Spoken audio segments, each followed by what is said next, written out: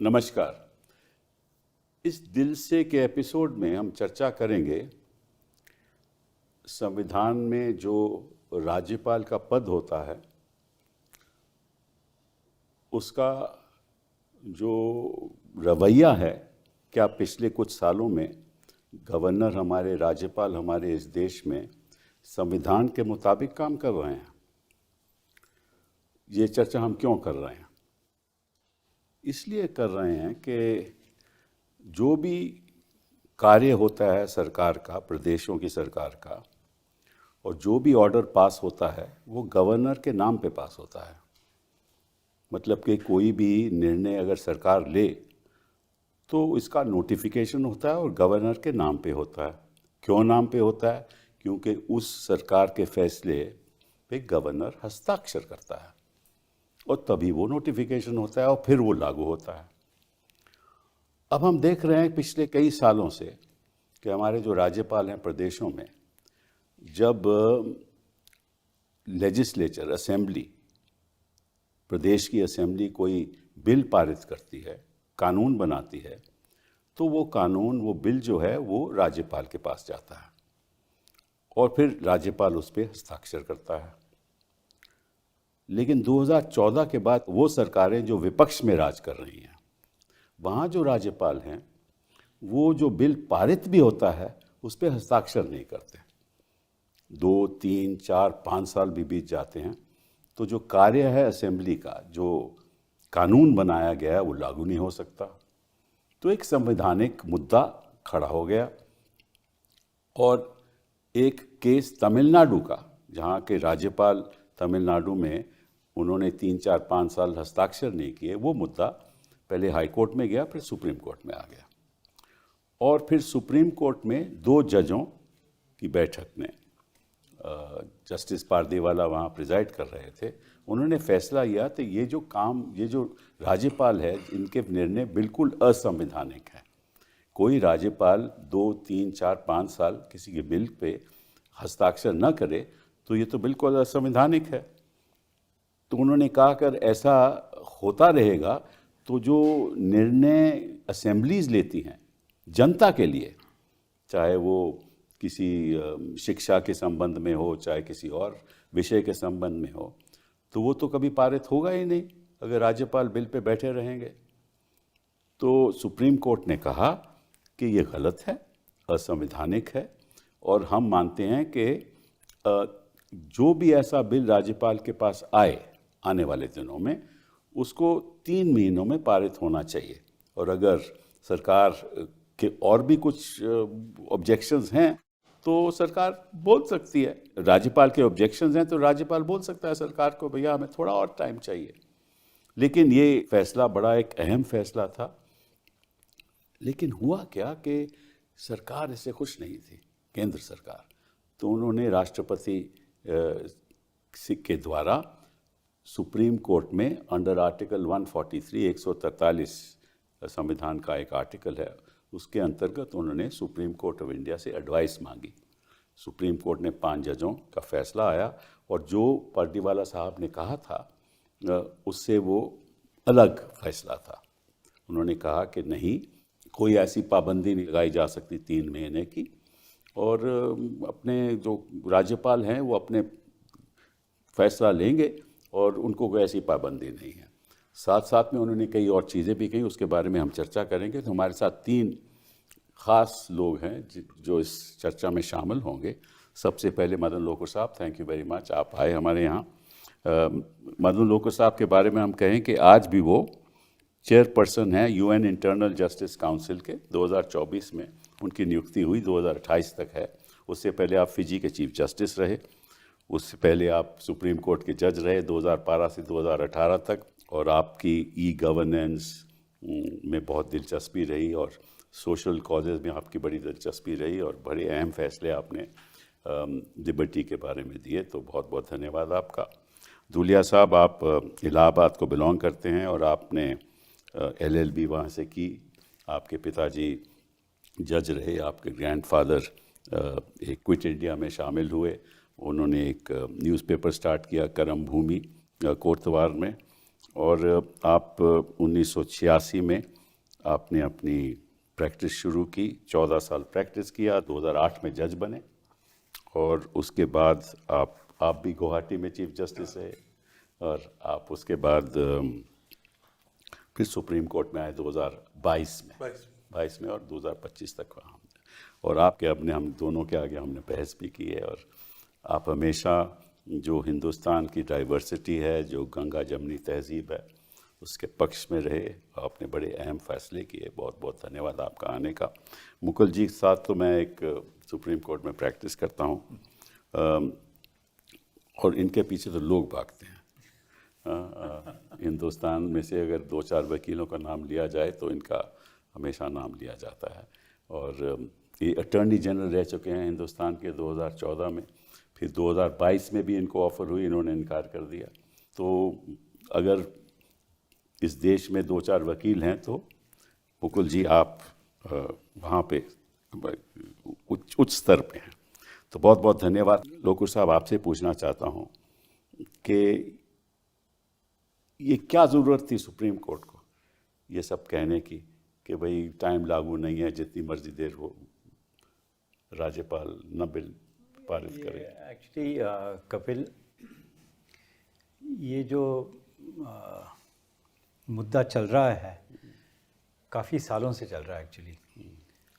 इस पे justice Sarkaria commission ने चर्चा की थी, जस्टिस पुंछी कमीशन ने भी चर्चा की थी और जहाँ तक मुझे याद है जस्टिस वेंकट चलैया की कमेटी ने भी इस पे चर्चा की थी।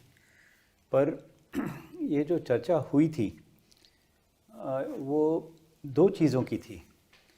एक तो ये है कि ये जो आर्टिकल 200 है हमारे संविधान का, उसमें क्या गवर्नर जो बिल पास करती है विधानसभा में, उसके ऊपर गवर्नर कहे कि हम कुछ नहीं करना चाहते, हम बैठे रहेंगे 1 साल 2 साल 3 साल।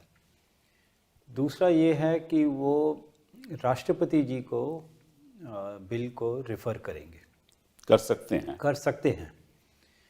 और सरकारिया कमीशन ने कहा है कि 1977 और 1985 के बीच 1130 ऐसे बिल थे जो राष्ट्रपति जी को रेफ़र हुए थे और उसमें टाइम लगा।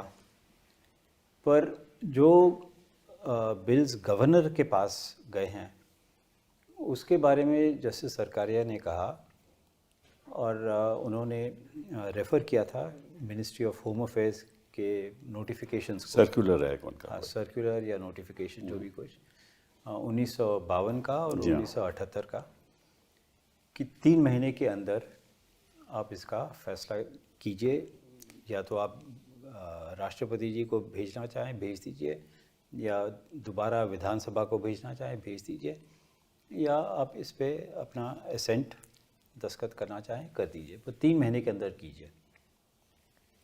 जहाँ तक मुझे याद है ये जो जस्टिस पर्दीवाला की जजमेंट जो है उसमें 2016 का जो नोटिफिकेशन या सर्कुलर है मिनिस्ट्री ऑफ होम अफेयर्स का, उसका भी जिक्र हुआ है। जी हाँ, हुआ है। उसमें भी कहा है कि 3 महीने। करेक्ट। तो अब विधानसभा कह रही है कि आप जल्दी से जल्दी फैसला लीजिए 3 महीने। गवर्नमेंट ऑफ इंडिया, भारत सरकार कह रही है, मिनिस्ट्री ऑफ होम अफेयर्स कह रही है कि आप 3 महीने में फ़ैसला लीजिए। सुप्रीम कोर्ट कह रहा है कि आप 3 महीने में फ़ैसला लीजिए। तो ये राष्ट्रपति जी को रेफरेंस देने का क्या कारण था, ये मुझे समझ में नहीं आया। अब जब सब कह रहे हैं कि 3 महीने में फ़ैसला होना चाहिए इधर या उधर जो भी कुछ है, तो ये सुप्रीम कोर्ट को ये रेफ़र करना मुझे कुछ समझ में नहीं आया। और फिर सुप्रीम कोर्ट ने ये सब जो सरकारिया कमीशन ने कहा, पुंछी कमीशन ने कहा, जस्टिस नज़रअंदाज कर दिया, सब बिल्कुल उसको भूल गए। मिनिस्ट्री ऑफ होम अफेयर्स के जो सर्कुलर्स या नोटिफिकेशन है उसको भी भूल गए और कह दिया कि नहीं 3 महीने नहीं हो सकता, जब गवर्नर की मर्ज़ी हो वो उसका फ़ैसला कर ले। और फिर उन्होंने कहा है कि अगर ये फैसला इंडेफिनिट हो जाए तब केस फाइल कर सकते हैं सुप्रीम कोर्ट में। यानी कि सुप्रीम कोर्ट का ये एडवाइस है कि स्टेट गवर्नमेंट जो है वो कोर्ट में आए। अब सब लोग कह रहे हैं कि जितने कम केसेस कोर्ट में आए उतना अच्छा है, और यहाँ पे सुप्रीम कोर्ट कह रहा है कि नहीं आप कोर्ट में आइए। और ये जो इंडेफिनिट सुप्रीम कोर्ट ने कहा है, इसका क्या मतलब हुआ? इसका मतलब हुआ 2 महीने, 4 महीने, 1 साल, 2 साल? प्रोलॉन्ग्ड कहा है उन्होंने, इंडेफिनिट नहीं कहा, प्रोलॉन्ग्ड कहा है कि भाई जब प्रोलॉन्ग डिले हो जाए, मतलब कि अगर ज़्यादा डिले हो जाए तो फिर आप याचिका डाल सकते हो, और कोर्ट का एक लिमिटेड ज्यूरिसडिक्शन होगा, उस डिले पे वो फैसला कर सकती है, लेकिन मेरिट्स पे नहीं। हाँ, ये कहा उन्होंने। हाँ, ठीक है। तो प्रोलॉन्ग का क्या मतलब हुआ? हाँ, ये हमें भी नहीं समझ आया। And what is prolong? हाँ, तो 4 बताइए। साल 4 साल प्रोलॉन्ग है कि नहीं है? इतना तो नहीं, पर 4 साल बिल्स पेंडिंग है। नहीं, वो ठीक है, वो ठीक है। भदौलिया साहब की क्या राय है इस पे? मैं बिल्कुल इत्तेफाक रखता हूँ जो नक्वी साहब ने कहा। और एक और बहुत इंपॉर्टेंट चीज़ है, वो है कॉन्टेक्स्ट। वास्तविकता क्या थी कि अप्रैल 2025 में ये 2 जजेस ने डिसीजन लिया, क्योंकि एक रियलिटी थी उनके सामने। 10 बिल ऐसे थे जो 1 साल 2 साल तक उस वक्त तक पास नहीं हुए थे। तो उस कॉन्टेक्स्ट में ये कहा गया था। This context has been totally overlooked, not discussed in the reference order. जो अब ये कहा जा सकता है कि ये तो एक रेफरेंस है, इसमें we are not setting aside the judgement, we are just an opinion. But वास्तविकता ये है कि अब सब कोई जो मानेगा कानून क्या है, वो ये रेफरेंस का ऑर्डर है, इसको नहीं माना जाएगा। जी हाँ। तो मेरे हिसाब से तो एक बहुत बड़ी अपॉर्चुनिटी थी विच हैज़ बीन लॉस्ट। और ये जजमेंट जो था 2 जजेस का, इट सॉल्व्स द प्रॉब्लम। एक प्रॉब्लम थी जिसका वो सोल्यूशन निकालता है कि ऐसे होगा। ये वाला जजमेंट कोई सोल्यूशन नहीं निकालता और प्रॉब्लम्स क्रिएट करता है। Justice Pardiwala and justice Mahadevan had sharpened the contradiction and then given a solution. Correct. It's a 400-page judgment. Everything has been discussed. Very learned judgment. And this judgment is also a very tight judgment. You see, I'm not saying this judgment of if you don't see it in the context that it has come after the April, then you may not find any great faults in that and you may not criticize it. But क्योंकि ये इसके बाद आया है, तब उसमें से कई चीजें लगती कि नहीं होनी चाहिए थी। क्योंकि ये एक कहते हैं ना कि एक रियलिटी को दिमाग में रख के कहा गया है। ये एक बहुत टेक्सचुअल, बहुत लेटर ऑफ द कॉन्स्टिट्यूशन पे जा करके बात करता है ना। तो कबीरदास ने कहा है ना कि तू कहता लेखन की पोथी, मैं कहता आखियन की देखी।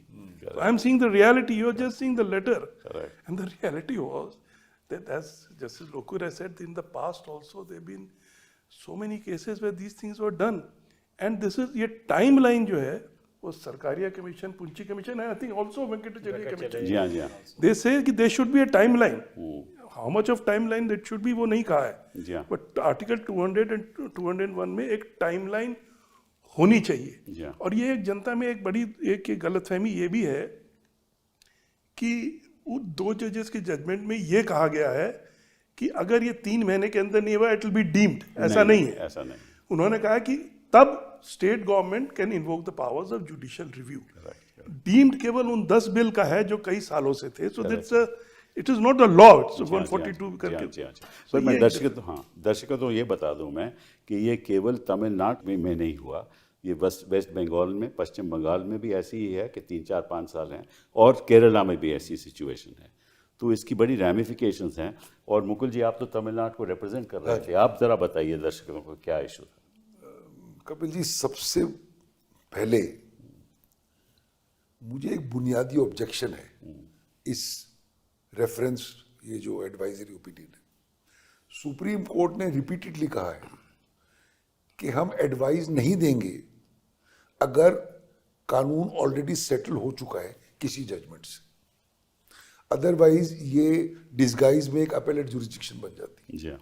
एक जजमेंट आ चुकी है 2 जजों की, जैसे धुलिया साहब ने कहा अप्रैल मई में, वो जजमेंट सिर्फ रिव्यू या क्यूरेटिव से सेटिसाइड हो सकती है या कॉन्स्टिट्यूशनल या किसी कानून से हटाई जा सकती है। जजमेंट पे स्याही सूखी भी नहीं थी और आपने रेफरेंस किया। रेफरेंस मेंटेनेबल नहीं है if the law is already settled. Correct. ये पुरानी 50 साल से ये जजमेंट्स है, आपने उसको नजरअंदाज किया। उसके बाद आपने कोर्ट में, जब एक रेफरेंस में भी मैं था, कोर्ट ने कहा कि हम उस जजमेंट को नहीं छू सकते बिकॉज ये उसकी अपील नहीं है। या फाइन। अब जो रेफरेंस की जजमेंट आई है वो 2 जजों की जजमेंट से खिलाफ है। बिल्कुल। एडवाइजरी जुरिस्डिक्शन बाइंडिंग नहीं है जी। सुप्रीम कोर्ट पे, या इट इज वो खुद कहते हैं। Too great weight. हाँ। अब आप मुझे बताइए, हाई कोर्ट में, लोअर कोर्ट में किसी इंडिविजुअल को क्या कोई समझाएगा कि कानून क्या है? 2 जजों का बाइंडिंग है because that is binding law under article 141, everybody is bound to follow. जी हाँ। 5 जजों का एडवाइजरी है जो बाइंडिंग नहीं है। दोनों अगर रखी जाएंगी हाई कोर्ट के जज या लोअर कोर्ट के जज के सामने, क्या फॉलो करे वो? So this is certainly creating more confusion than it try to solve, number 1। Number 2, जहां तक पार्टीवाला साहब का फैसला था, उनके सामने, जैसे धूलिया साहब ने कहा, एक प्रॉब्लम थी। एक गवर्नर एक स्टेट का जो कह रहा है कि आप कुछ भी करो, मैं नहीं करूंगा साइन। जी हाँ। वो ये नजरअंदाज कर रहा है कि जो बिल्स हैं जो असेंबली पास कर रही है वो जनता की आवाज है, सुप्रीम है। अगर वो बिल गलत है तो उसको सही करना या स्ट्राइक डाउन करना कोर्ट्स का फंक्शन है, गवर्नर का एडजुडिकेटरी फंक्शन नहीं है। ही शुड साइन एंड से अगर आपको तकलीफ है, जिसको जाए कोर्ट में जाए उसको स्ट्राइक डाउन करो। Yeah. ये जो रेफरेंस टू प्रेसिडेंट वगैरह है, दीज आर रेयर सिचुएशंस।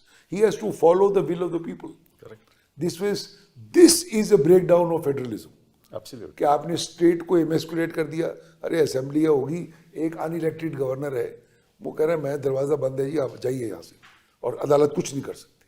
अब मैं एक चीज और कहना चाहता हूँ, पार्टीवाला साहब found a solution, and as justice Lokur said, there are past representations of commissions and central government के भाई Yeah. 3-4 महीने में कर लीजिए। Yeah. वो सब भूल गए। अब आप ये देखिए, जो सिचुएशन ये 5 जजों के फैसले से अब क्रिएट हुई है, इन्होंने कहा, जैसे आपने कहा, प्रोलॉन्ग्ड। हाँ।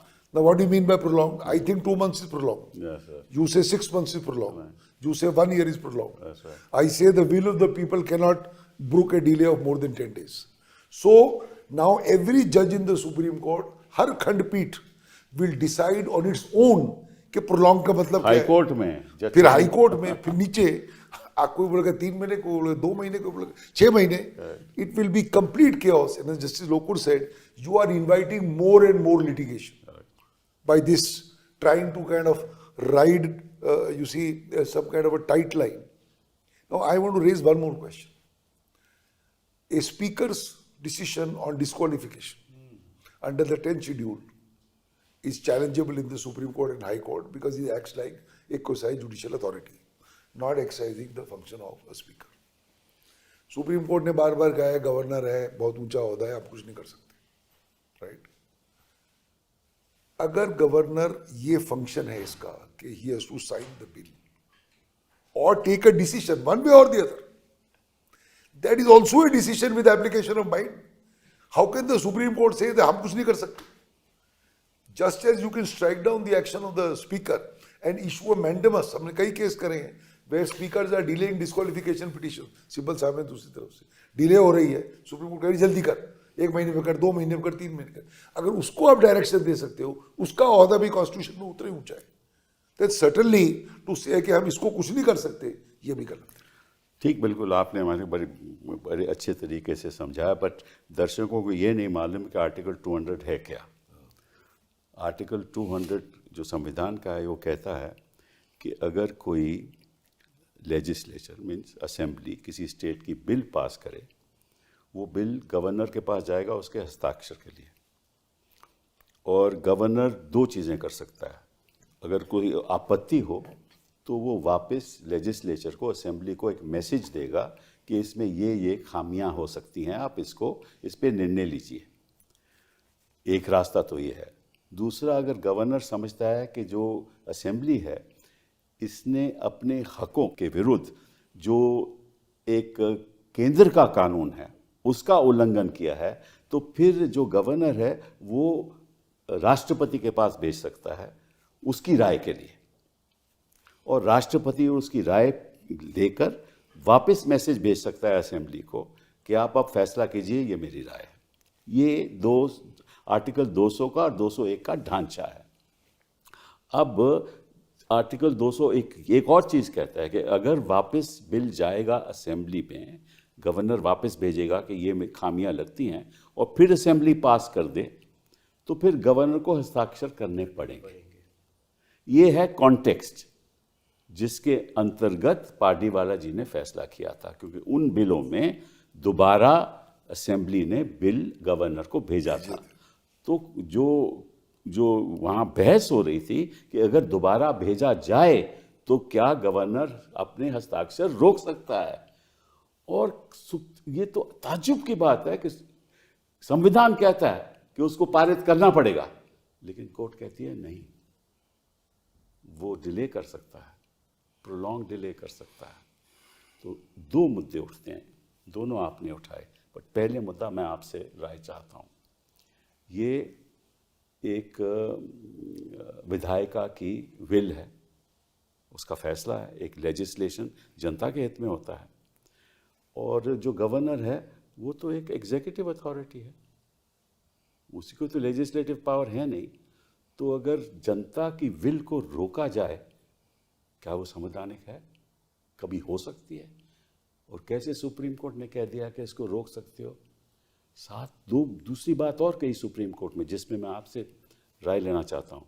उन्होंने कहा कि अगर गवर्नर असेंबली को ये नहीं बताएगा कि क्यों मैंने रोका, उस बात पे जुडिशियल रिव्यू हो ही नहीं सकता, उस पर चर्चा कोर्ट में हो ही नहीं सकती। तो गवर्नर के रीजंस जो हैं जिसके अंतर्गत उन्हें वापस बिल भेजना था, नहीं भेजा, वो रीजन नहीं बताएगा। और जो कोर्ट केवल इतना ही कर सकती है, लिमिटेड जुडिशियल रिव्यू के आपने देरी क्यों की। मुझे तो समझ नहीं आया ये फैसला क्या है, आप बताइए। अब ये एक्चुअली आर्टिकल 200 में गवर्नर को डिक्लेयर करना है, ठीक है, उसमें declare the word declare is used. तो वो डिक्लेयर करे, गवर्नर डिक्लेयर करे कि मैं इस पे दस्तखत करता हूँ, और अगर मैं इस पे दस्तखत नहीं करूँगा और मैं दोबारा विधानसभा को ये बिल वापस दूंगा, तो उसको बताना पड़ेगा कि क्यों भेज रहे हैं। ये नहीं कि मेरी मर्जी है तो इसलिए मैं भेज रहा हूँ तो फिर विधानसभा उसके बारे में क्या करेंगे? तो सुप्रीम कोर्ट कहती है कोई जरूरत नहीं कहने की। अब ये तो फिर मतलब डिक्लेयर, तो मैंने आपसे इसके बारे में पूछा, तो इसलिए वो वर्ड डिक्लेयर भी सुप्रीम कोर्ट भूल गई है। नहीं, उन्होंने कहा डिक्लेयर का मतलब केवल दस्तखत करना, और नहीं, और कुछ नहीं। ऐसे कैसे हो सकता है? उन्होंने मतलब ऐसे कैसे हो सकता है कि लेकिन मतलब कि जो मतलब कि जनता की जो आवाज है, उसको एग्जीक्यूटिव नहीं सुनेगा, राज्यपाल नहीं सुनेगा उस आवाज को, उस पर रोक लगा देगा। धूलिया साहब, व्हाट डू यू से? नहीं, एक तो चीज यू राइट, आपने कहा ना गवर्नर के पास 2 ऑप्शन है। गवर्नर के पास एक्चुअली 3 ऑप्शन है। अच्छा, तीसरा है कि एसेंट दे दे तो मामला वो खत्म तो हो जाए। वो फिर तो मुद्दा ही नहीं उठेगा अगर दे दे। नहीं, गवर्नर की तरफ से ये भी आया था कि एक्चुअली 4 ऑप्शन है। वो उन्होंने सुप्रीम कोर्ट ने कहा कि नहीं, 3 ही ऑप्शन है। पर इसमें एक और चीज है, 3 ऑप्शन में से अगर ये ऑप्शन एक्सरसाइज करता है गवर्नर की कुछ कमेंट के साथ या अमेंडमेंट के साथ, लेजिस्लेटिव वापस भेजते हैं और वो वापस आ जाते हैं करेक्शन के बाद, तो कॉन्स्टिट्यूशन ये कहता है कि करना ही करना है। बट इस रेफरेंस में ये है कि then he can exercise the option either to give assent और send it to the president. Correct. ये बड़ा अटपटा सा, ये भी अटपटा है, ये तो है ही नहीं उसमें बिल्कुल नहीं है। तो कई जगह where the silences are not there, you are giving a voice to them. Correct. And whether 2 judge gives voice to those silences about deem. Correct. ये तो कोर्ट का एक रोड ब्लॉक है कि जनता की विल को हम आगे नहीं बढ़ने देंगे, क्योंकि गवर्नर को ऑप्शन है कि दोबारा भी अगर आए तो उसको ऑप्शन कंसेंट की नहीं है। व्हाट डू यू से मुकुल? जो दूल्हे साहब कह रहे हैं, एक बार अगर बिल वापस भेजा, जी हाँ, और असेंबली ने उसको वापस भेजा, वो कहानी खत्म है, उसको दस्तखत करना है। उसके बाद उसको अख्तियार नहीं है राष्ट्रपति में भेजने का, बिल्कुल अख्तियार है पहले भेजने का। तो मैं एक और बुनियादी सवाल रेज करना चाहता हूँ। Normally governor is bound by the aid and advice of the cabinet. Correct. Correct. In exceptional cases where he has to give sanction, let's say for prosecution of the chief minister, he will take his own call. Correct. वो छोड़िए. Now पूरी cabinet ने, पूरी assembly ने, पूरी जनता ने एक bill भेजा एक आदमी को, जो कानून जाने ही शायद ना भी जाने. किस बेसिस पे, कौन सी सलाह लेके एक आदमी डिसाइड कर रहा है कि ये बिल संवैधानिक है या संविधान के? वो आपके पास आ जाएगा. नहीं नहीं, आप सुनिए, मैं ये कह रहा हूं, ये कौन सा ऐसा फंक्शन है, उसका कौन सा इंफ्रास्ट्रक्चर है कि ये पावर उसको 200 में दी जा रही है? मैं ये क्वेश्चन रेज कर रहा हूं. बिल्कुल सही. वो कैसे ये फैसला करेगा? Examination of A bill is a serious issue. Yes, yes. How will he decide it's right or wrong? Therefore, according to me, this position should be abolished. 200 should be abolished. When the legislature passes a law, it should become a law. If it is wrong, parties will go to a court. Because the same problem will arise if it goes to the president. Now there, if it goes to the president, president is bound by the aid and advice of the cabinet, of the center. State bill भेज रही है under list 2, जो संविधान में लिस्टें हैं, वो list में centre की पावर और स्टेट की पावर एक्सक्लूसिव है, अलग अलग है. उस पावर में आप 2 से उसको 1 में भेज रहे हैं, जो सेंटर की पावर है, और किसी और तरीके से उस पर व्यू ली जा रही है. और हो सकता है, जैसे आपने कहा, दोनों सरकारें अलग अलग है. तो you are mixing, you are breaking federalism by reducing, by breaking this exclusive list. So there are many problems. Damaging the federal बहुत system. है. बिल्कुल, बिल्कुल. तो best is to abolish it and leave it to the wisdom of the assembly. Right or wrong, courts are available. नहीं, but इसमें दिक्कत क्या थी? Supreme court could have said he must assent to the bill. You don't need a abolition. क्या problem क्या थी? You are right, but I was saying, what is the need? Correct. Yeah, but, Why are we going into all this? let me also 50 say- साल हो गए इस बात को, 70 साल हो गए. बिल्कुल, बिल्कुल. You have to change with the times. I agree. Governors are not required. Do away with it. नहीं, वो तो मैंने Yeah, you see, I just want to Yes. say one thing कि ये सरकारिया कमीशन ने 15 एग्जाम्पल्स दिए हैं. जो आप कह रहे थे ना कि राष्ट्रपति के पास बिल चले जाएंगे, और राष्ट्रपति ने कहा है कि मैं असेंट नहीं दे रहा. ठीक है, that is the end of the bill. Right. So there is a very serious issue of Of course, federalism. of course. Very serious issue of federalism. Know the president, राष्ट्रपति ये फैसला नहीं कर सकता कि बिल, देखिए, राष्ट्रपति कह सकता है कि मेरी सहमति नहीं है, तो स्टेट कोर्ट में जा सकती है कि आप मुझे हाँ, बताइए नहीं, क्यों मेरी सहमति है. पर there are examples given in Sarkaria commission कि राष्ट्रपति ने कहा है कि मैं इस पे दस्तखत नहीं करना चाहता. हाँ, बिल्कुल, तो बताए क्यों नहीं? नहीं, वो नहीं बताया. हाँ, बस यही तो बात है ना. Okay, हम president कोर्ट्स immune है. हैं काहे के लिए? प्रेसिडेंट इम्यून है, हाँ, गवर्नर ठीक है, इम्यून है. नहीं नहीं, वो तो उन्होंने आज मान लिया. वो तो मान लिया वो कि तो मान immunity लिया से कि वो नहीं। नहीं है. वो तो हमने बहस की थी, वो मान लिया वो नहीं है. लेकिन गवर्नर को रीजन बताने चाहिए, राष्ट्रपति को हाँ, रीजन बिल्कुल, बताने चाहिए, बिल्कुल. और फिर फैसला कोर्ट करेगी कि वो रीजन सही है या गलत है. अब दूसरी बात है, जब संविधान बनाया जा रहा था तब किसी ने कल्पना नहीं की थी कि ऐसा ऐसा होगा. होगा, बिल्कुल. तब एक ही पार्टी थी, इधर भी वो भी, किसी ने सोचा नहीं था कि ये नौबत भी आएगी. जी हाँ. और अगर नौबत आएगी तो कोर्ट्स हैं उसके लिए. वो अप्रैल 2025 में हो गया उस पर फैसला, जी हाँ, उसको बता दिया कि ये सोल्यूशन है. बिल्कुल. इसीलिए सर टाइमलाइन नहीं थे. 1947 में अम्बेडकर ने कभी सोचा था कि ये सिचुएशन आएगी? नहीं तो शायद टाइमलाइन लगा देते. ना, अम्बेडकर ने कभी ऐसा नहीं सोचा था कि ऐसी सरकारें आएंगी. और ये भी तो नहीं सोचा और था. हर चीज कॉन्स्टिट्यूशन में थोड़ी होती हो सकती है, है. ये correct. कहा गया है कि ये कॉन्स्टिट्यूशन में नहीं है इसलिए हम नहीं करते. Yeah. अब कॉन्स्टिट्यूशन में तो कई चीज नहीं है, कहीं नहीं. तो हम तब भी करते हैं. बिल्कुल. But जस्टिस हमेशा प्रतिवाला किया has sir, right quoted to life. Ambedkar. Yeah. Constitution कहती है right to life. Absolutely. Supreme court ने कहा right to life is dignified life. Correct. One जज said right to sleep is a fundamental right. I mean right wrong. So You can sleep in court also. You just read Article 21 and then see the breadth of it ये after the expense. interpretation. अब तो वो expense हो सकती है, तो यहाँ भी टाइमलाइन हो सकती है. क्या बात है? ऐसी क्या आफत की बात है timeline? Yeah, you see, Dr. Ambedkar had said that the constitution is good, but it depends upon the leaders. People, Yes. और ये जस्टिस प्रतिवाला ने अपनी जजमेंट कहा है, में उसमें कहा कहा है. है, उसमें कहा है. बट ये बताइए Mukul, you are also, you been an attorney general, ये जो काम हो रहे हैं ये केवल उन्हीं सरकारों में, उन्हीं प्रदेशों में हो रहे हैं जहां विपक्ष की सरकार हो. ये फैक्ट है. नजर तो यही आ रहा है ना। और पार्टीवाला साहब ने ये बात कही है, अपनी जजमेंट में कही है यस कि इसके एक राजनीतिक दृष्टिकोण से हो रहा है, और इसको इसीलिए मैं इसको खत्म करना चाहता हूँ। ये पार्टीवाला साहब ने कहा है, उसको भी नज़रअंदाज किया जाए। जजेस को नहीं मालूम कि ये जो बिल रोके जा रहे हैं उन्हीं प्रदेशों में रोके जा रहे हैं जहाँ विपक्ष की सरकार हो। जहाँ इनकी अपनी सरकार है वहाँ तो कोई विरोध नहीं करता, वहाँ तो कोई याचिका नहीं डालता। तो ये तो इसका मतलब कि ये संविधान को इस तरह से इस्तेमाल कर रहे हैं कि अपना राजनीतिक दृष्टिकोण के आधार पर आज़ाद कर रहे हैं, और ये तो मैं समझता हूँ कि सबसे ज़्यादा निंदा की बात है।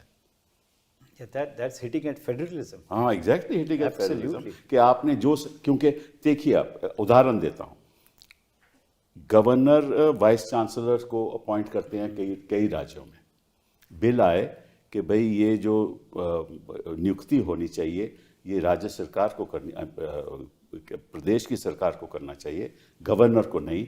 हम एक बिल लाते हैं कि ये पावर जो है गवर्नर से ली जाए और हमारी सरकार में उस पर रोक लगा दी। यही बिल थे, यही मैं बता तो रहा हूँ, यही बिल थे तमिलनाडु के। सब यूनिवर्सिटी से कनेक्टेड सब यूनिवर्सिटी से ये connected। यूनिवर्सिटी में इसमें ट्रांसफर होता आपत्ति है। क्या हो सकती है? Yeah, Kerala also same. हाँ, सेम। इसमें आपत्ति क्या हो सकती है? को कहीं फैमिन आ जाए, आप वहाँ कुछ कानून बनाते हो लोगों की राहत के लिए, तो वो मतलब कि राज्यपाल कहेगा मैं हस्ताक्षर नहीं करूँगा। हजारों चीज़ें ऐसे हो सकती हैं। तो जो एग्जीक्यूटिव है वो कानून बनाने, जिसको संविधान ने कहा कि तुम कानून बना सकते हो, उस पर कैसे रोक लगा सकती है? और तीसरी बात मुकुल जी आपसे मैं पूछना चाहता हूँ, अगर प्रेसिडेंट कहते हैं, राष्ट्रपति जी कहते हैं या गवर्नर कहते हैं कि हम इस बिल के खिलाफ हैं, इसको पारित नहीं होने देंगे, इसका मतलब हो गया that they are becoming judges in their own cause।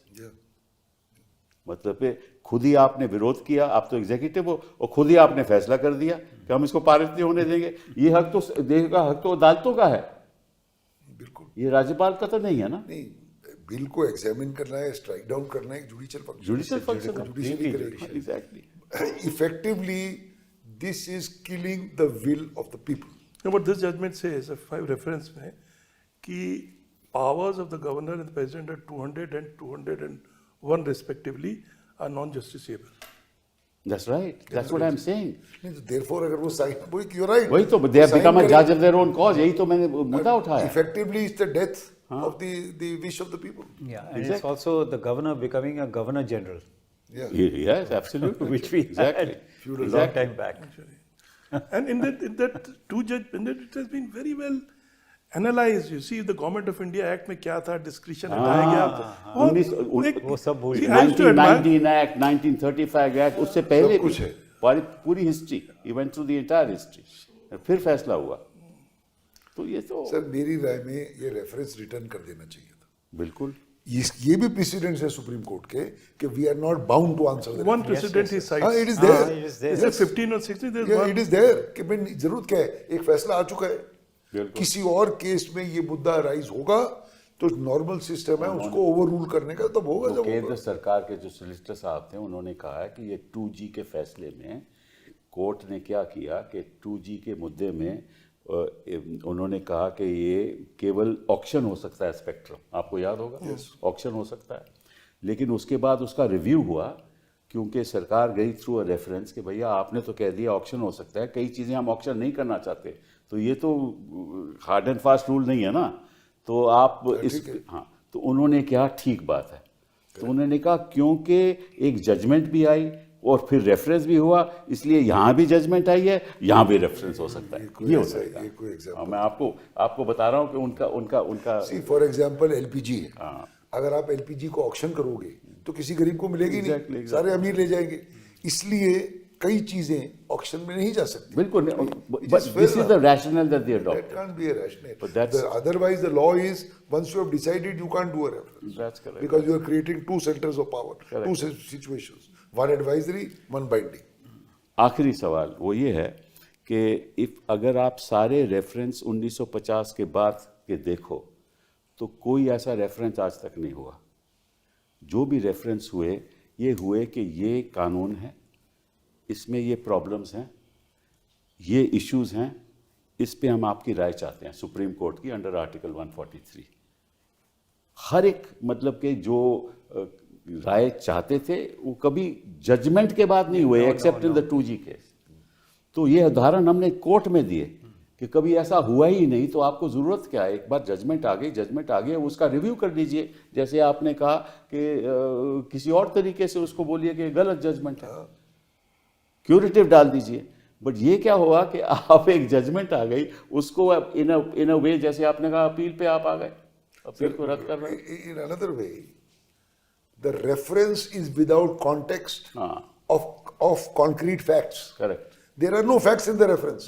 Facts तो हो चुके हैं पार्टी वाला साहब की जजमेंट के बाद, उसके बाद तो कोई फैक्ट ही नहीं है। और जब हम फैक्ट कोई में जाना फैक्ट चाहते आए, थे, कोई झगड़ा है, मुकुल, जब हम फैक्ट में जाना चाहते थे तो उन्होंने कहा हम नहीं जाएंगे, हम नहीं जाएंगे। ये भी एक मुद्दा ये भी एक बंद मुद्दा हुआ। ये हुआ during the course of yes of course. हमने बताया कि हम ये फैक्ट्स हैं।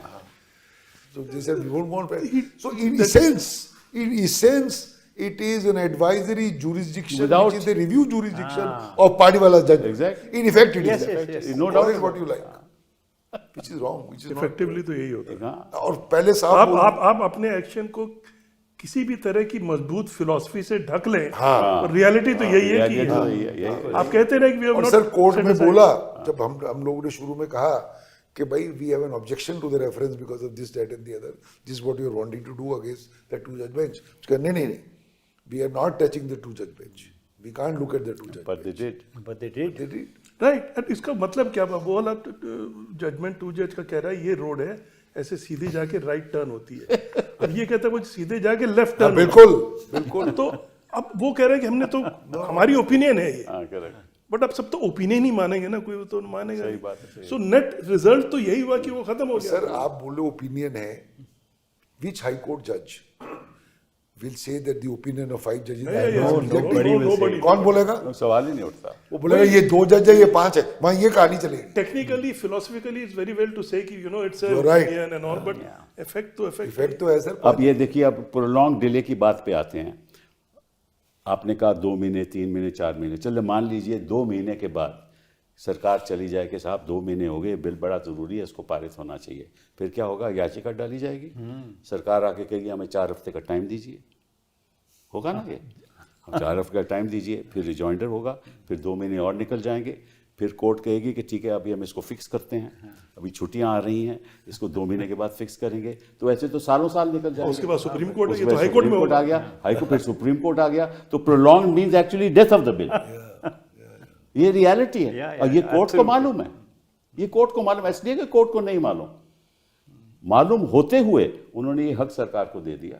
इसका मतलब क्या हुआ कि कहाँ गई वो कोर्ट की बातें जो हम देखते आ रहे हैं पिछले 30-4 सालों में? कहाँ गई वो बातें? ऐसे मुद्दे उठने नहीं चाहिए और ऐसी बहस होनी नहीं चाहिए, ऐसी बहस भी नहीं होनी चाहिए, और ऐसे रेफरेंस भी नहीं होने ऐसे रेफरेंस भी नहीं Yeah, होने there I entirely agree with Mukul कि Supreme Court should have returned the reference. Of course it should have. Simpler It was था। argued. It was उस argued. mess में क्यों घुस रहे हो आप? It was हाँ, argued. अब I judgment gave है, examples हाँ, कि अगर ये judgment पिछले गलत हुआ। है, file a review। Yes yes कोई जरूरत ही नहीं थी। File a review, curative, or हाँ, जो भी कुछ third, करना bring up कीजिए। another case and have a larger bench which could look at the correctness. That's the way we that's- do that's always the do way. it. पर दुख की बात यह है कि कोर्ट के रवैये और फैसलों के ऊपर रोज के रोज कोई ना कोई सवाल उठ रहा है, और ये भी एक दुख की बात है, क्योंकि लोगों को पूरी तरह से विश्वास होना चाहिए सुप्रीम कोर्ट पे, और जो विश्वास बढ़ता रहेगा वो लोकतंत्र के लिए अच्छा है। कमती होगा तो लोकतंत्र के और लिए सर्टेनिटी होनी चाहिए। uncertainty होनी चाहिए। Certainty, yes.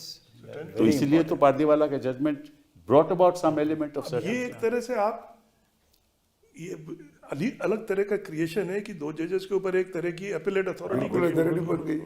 I mean it is I don't want to say further No, ठीक है, you don't have to say, it's not necessary to say, but thank you very much for Thank you, being sir. with me today. So Yeah, thank Thank you. you so much, बहुत-बहुत sir. धन्यवाद। Thank you. Thank you, sir. Thank you.